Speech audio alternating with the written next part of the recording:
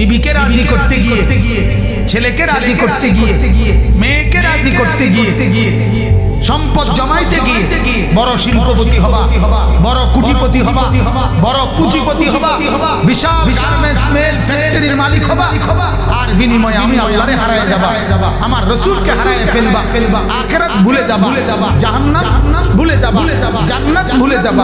আল্লাহ বলে বান্দা না এমনটা করো না, এমনটা করো না, ওই সম্পদ জমাইও না যে সম্পদ আল্লাহ ভুলায়, ওই বিবি বাচ্চা পাইলো না যারা আখিরাত ভুলায়। আল্লাহ আমাদেরকে বুঝাকে তৌফিক দান করেন, আল্লাহ আমাদের সবাইকে কবুল করেন, আল্লাহ আজকের এই মাজমা কবুল করেন।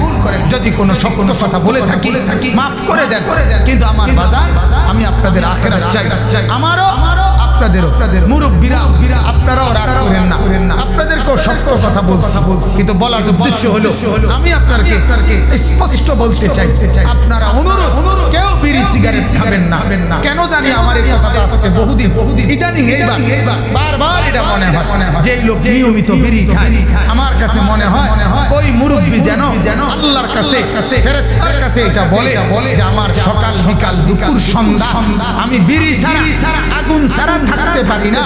ও আল্লাহ তোমার কাছে অনুরোধ, আগুন ছাড়া আমার দিন কাটে না, রাত কাটে না, সকাল কাটে না, বিকাল কাটে না। আল্লাহ তুমি তো দেখলা আগুন ছাড়া আমি থাকতে পারি না, অতএব আমারে কবরে আগুনেই রাখো, আমারে হাসরে জাহান্নামের আগুনে রাখো।